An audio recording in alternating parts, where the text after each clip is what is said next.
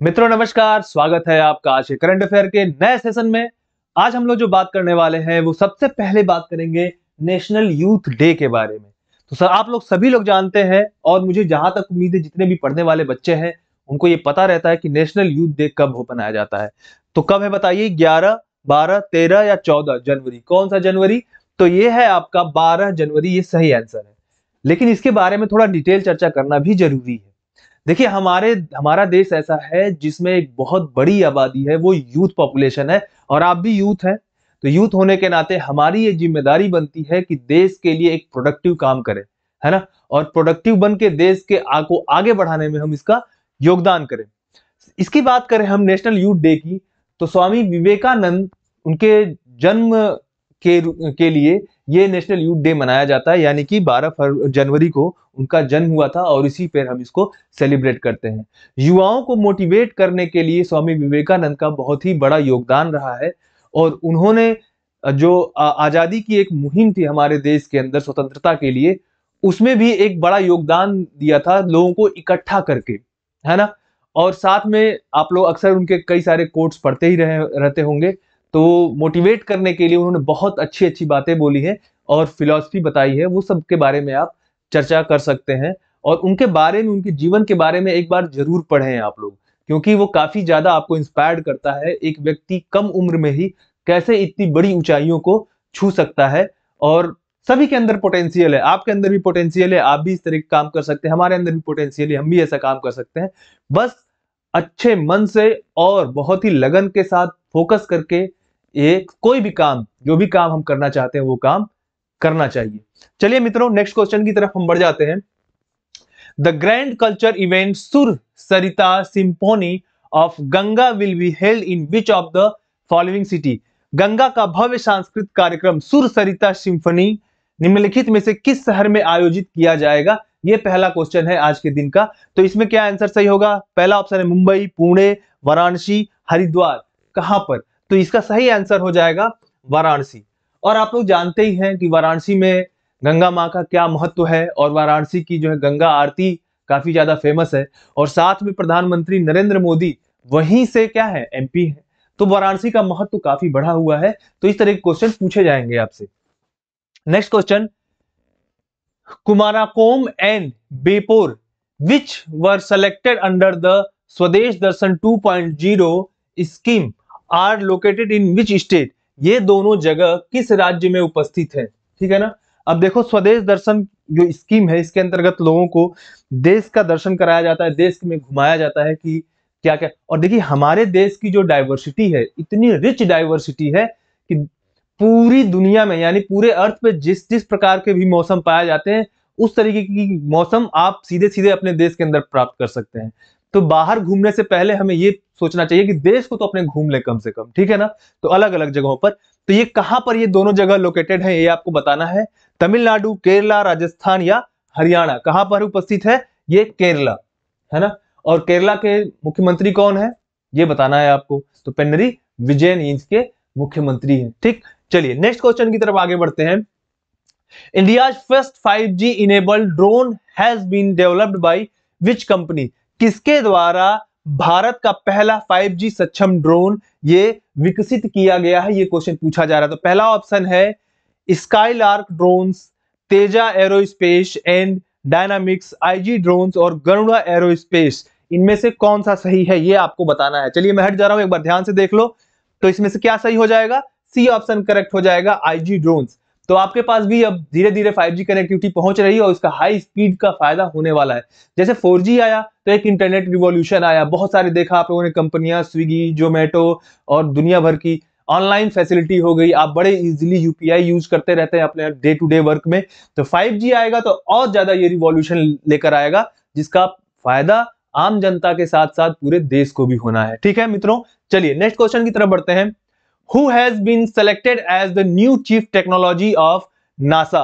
तो देखो भाई, भारतीय जो डायस्पोरा है कितना रिच का मतलब यह है कि वो कितना ज्यादा समृद्ध होता जा रहा है और साथ में कितना पढ़ा लिखा और अच्छा है। अच्छा, एक चीज और मैं बताऊं, हमारे देश के कामयाबी के पीछे किसका सबसे बड़ा योगदान होता है आपको पता है? ये योगदान मिडिल फैमिली का है। जो मध्यम वर्ग के लोग हैं, और मध्यम वर्ग में भी जो माता पिता है अपने बच्चों को कितनी मेहनत से पढ़ाते हैं। आप भी सोचिए आपके माता पिता आपको कितनी मेहनत से पढ़ाते होंगे, और भले ही वो कुछ कम खाएं लेकिन क्या करेंगे, आपके पढ़ने के लिए वो जरूर प्रयास करेंगे कि आपको अच्छी से अच्छी शिक्षा दिलाएं। और वही जो भारतीय शिक्षित लोग हैं अब धीरे धीरे भारत की प्रोग्रेस में अपना योगदान दे रहे हैं। तो शिक्षा का योगदान हर देश के लिए बहुत ही महत्वपूर्ण होता है। तो यहां पर बात करें और यूएसए की अगर बात करें तो यूएसए में एक सर्वे हुआ, उस सर्वे के अनुसार वहां के जो इंडियन डायस्पोरा है उसकी एक कम्युनिटी की बात करें तो वो कम्युनिटी सबसे ज्यादा शिक्षित और सबसे ज्यादा पर कैपिटा इनकम के हिसाब से सबसे आगे है वो। ठीक, तो चलो, who has been selected as the new chief technology of NASA, इसके बात करें तो ये कौन है, एसी चरनिया। कौन है ये, एसी चरनिया, इनको सेलेक्ट किया गया है। ठीक, ये बात आप लोग याद रखिए। नासा के बारे में तो आप जानते ही हैं, क्या है ये, आपका स्पेस एजेंसी है। कहां की है, यूएसए की स्पेस एजेंसी है। इंडिया की स्पेस एजेंसी कौन सी है, वो इसरो है, याद रखिएगा। ठीक है मित्रों, चलिए नेक्स्ट क्वेश्चन। नेक्स्ट क्वेश्चन है इसमें, what is India's rank at the Henley passport index 2023। तो अभी हेनले पासपोर्ट इंडेक्स आया है, इसमें इंडिया की रैंकिंग क्या है ना। तो इंडिया की रैंकिंग इसमें आई है 85th रैंक पे इंडिया, और सबसे नंबर 1 पे जापान है। कौन है, जापान। जापान नंबर 1 पे है। तो सबसे स्ट्रॉन्ग पासपोर्ट किसका है, जापान का। और इंडिया किस नंबर पे है, 85th नंबर पे है। तो इंडिया को 2 रैंक का फायदा हुआ है, और इस 2 रैंक के फायदे के साथ साथ अभी किस रैंक पर आ गया है, 85। तो याद रखना 2023 में हेनले पासपोर्ट इंडेक्स में इंडिया का रैंक 85 है, नंबर 1 पे Japan. India and which country has started young professional scheme. India और इनमें से कौन सी कंट्री ने यंग प्रोफेशनल स्कीम को स्टार्ट किया, ये आपको बताना है। तो जापान, यूके, यूएसए या कनाडा, ये याद रखिएगा। ये यंग प्रोफेशनल स्कीम किसके साथ स्टार्ट हुआ है, ये स्टार्ट हुआ है आपका यूके के साथ, यूनाइटेड किंगडम के साथ। ठीक है ना। तो अब देखिए इसमें एक चीज और याद रखिए कि लगभग 30,000 जो यूथ होंगे उनको वर्किंग कंडीशन प्रोवाइड किया जाएगा, वहां के यूथ को इंडिया में और इंडिया के यूथ को यूके के अंदर। तो ये काफी अच्छा स्कीम है। ये क्या होता है, लोगों का एक्सचेंज एक तरीके से हो रहा है कि वहां के लोग भारत में आ रहे हैं, भारत के लोग वहां पे जा रहे हैं। तो ये काफी अच्छी चीज है। तो कहां पर है, यूके में। यंग प्रोफेशनल स्कीम कहां पे स्टार्ट हुआ, यूके के अंदर। नेक्स्ट है, who among the following has carved the world's largest hockey stick on the bank of Mahanadi river. तो महानदी नदी के किनारे हॉकी स्टिक, दुनिया का सबसे बड़ा हॉकी स्टिक बनाया, रेत से बनाया है ना। तो किसने बनाया है, तो इसमें पहला ऑप्शन है रोनी कैलिस्टर, सुदर्शन पटनायक, नीतीश भारती, मनीषा स्वर्णकर। तो कौन है इसमें, तो इसमें आपके ये इनको याद रखो आप, ये सुदर्शन जो पटनायक है ये सैंड आर्टिस्ट है, और बहुत बढ़िया बढ़िया, कभी किसी समुद्र के किनारे, कभी नदी के किनारे, बहुत ही अच्छा अच्छा आर्ट बनाते हैं ये, काफी बढ़िया। तो इनका नाम याद रखना, सुदर्शन पटनायक ने महानदी नदी के किनारे दुनिया का सबसे बड़ा हॉकी स्टिक बनाया। चलो नेक्स्ट क्वेश्चन है, खेलो India senior women national kho kho league has been organised.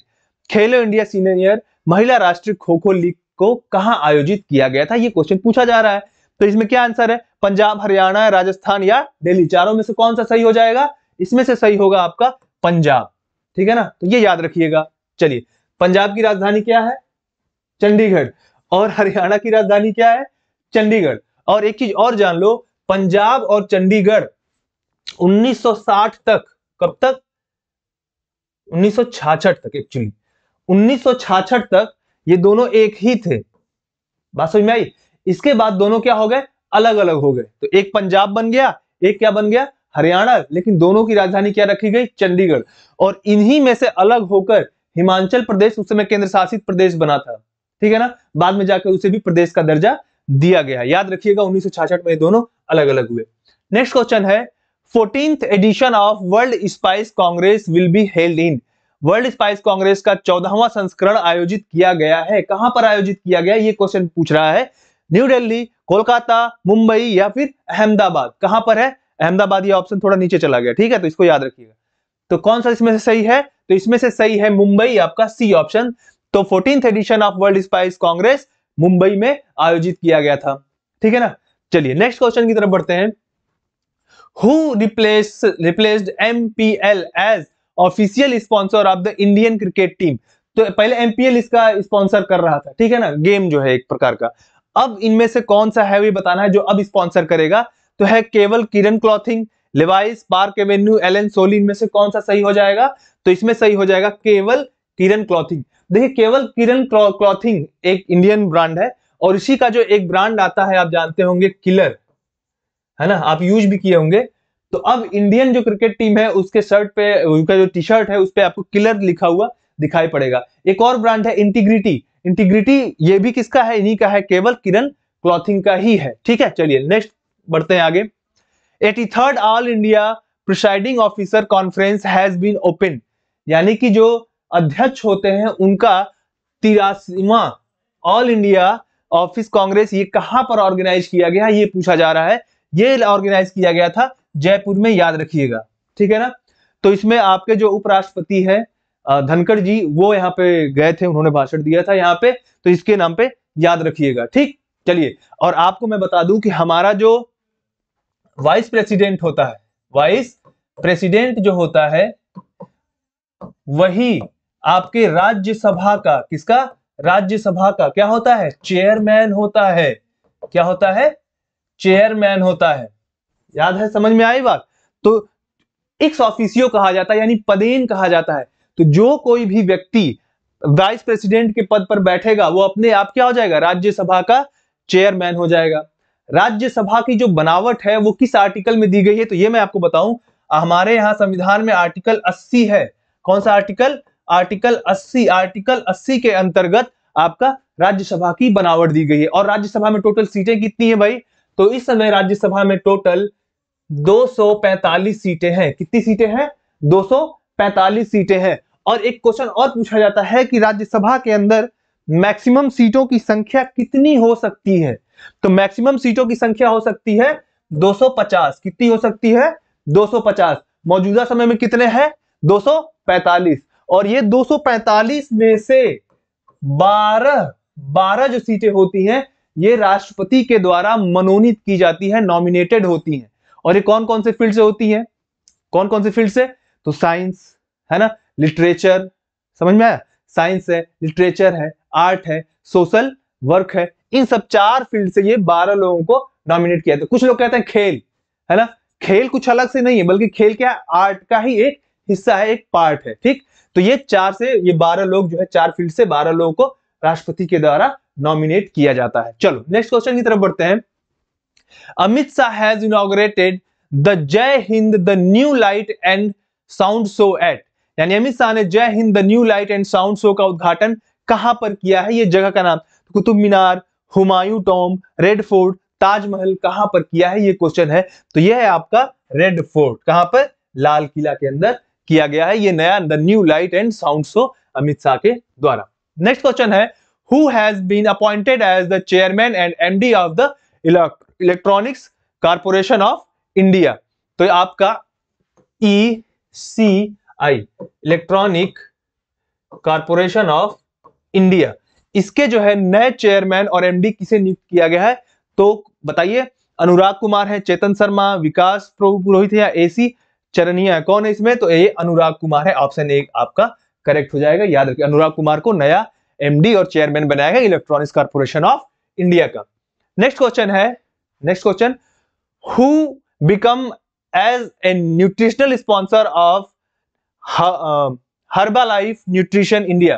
तो ये न्यूट्रिशन स्पॉन्सर जो करता है ये हर्बालाइफ न्यूट्रिशन इंडिया, इसका नया प्रायोजक कौन बना है? पोषण प्रायोजक कौन है? तो ये कौन है? स्मृति मंधाना। ये देखो इसमें नाम थोड़ा सा कट रहा है, रुकिए मैं इसको सही करता हूं।